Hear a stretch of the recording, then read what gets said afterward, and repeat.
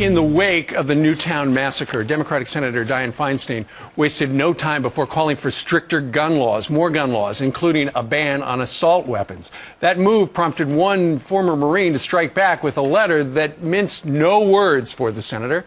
He is Corporal Joshua Bolton, or rather Boston, that is to say, and he joins us right now from Fort Worth, Texas. Joshua, thanks for joining us today.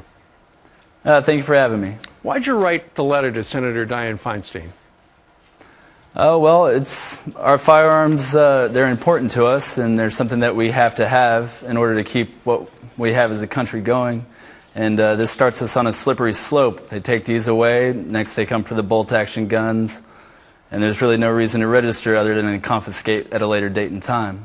Well, the letter you wrote her has gone viral and caught wildfire on the internet.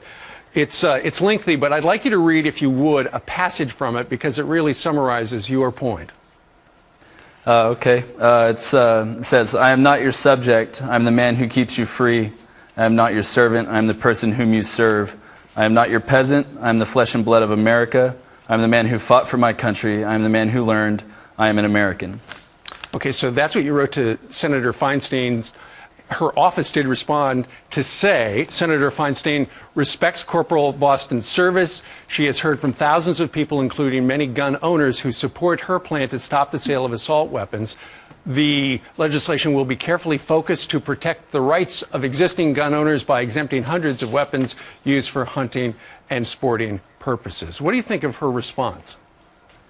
Well, this idea that the rights of existing gun owners is strictly limited to hunting and sporting purposes is just absurd and has no basis in the Bill of Rights. It's not what it was for. I think you, like a lot of people, Joshua, are worried that the federal government's going to come after our guns.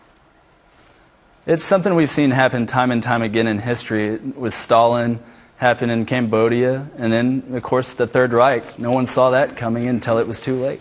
Well, of course, this was in the wake of the massacre up at the Newtown Elementary School. Do you feel that any changes should be made to the gun laws as they are? I mean, there are 2,000 of them out there right now, in many cases simply not effective.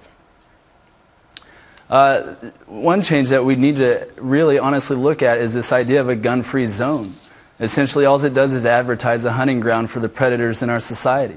And it forces people to be disarmed. When I go to class, I have to leave my concealed carry weapon in my vehicle. So if somebody were to come in, I would be forced to be defenseless. And most policies across the nation for colleges and even schools are for the students to hide and hope for the best. Sure. And it's absurd. And I believe that Sandy Hook Elementary was a gun-free zone, but we know what happened there.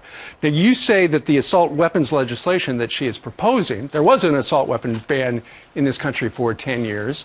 It sunsetted, I believe, in 2004. You don't think it's going to work? It didn't really do anything before. There was already a decline in crime before the ban was passed, and the decline continued throughout the ban, and it's continued even more since. So you don't see it making any difference? No, I really don't. And just limiting our rights to guns and limiting what people can own in their home is just going to embolden criminals to be more violent with us, like we see in Great Britain, where they have a fifth of our population, but they have over 2.2 million incidents of violent crime a year, whereas we had 1.2 this year. Sure. Real quickly, the reaction to your letter from people you've heard from? Generally, it's been pretty positive. There have been a fair number of people on the other side of the aisle, but it's kind of disturbing that people are calling for my death because I'm a member of the NRA. Yeah. I mean, and they're worried about me. Yeah. I go to class and I go to the range on the occasion. It says a lot. Well, we thank you for your service and join us today, Corporal Joshua Boston. Thank you, sir. Thank you.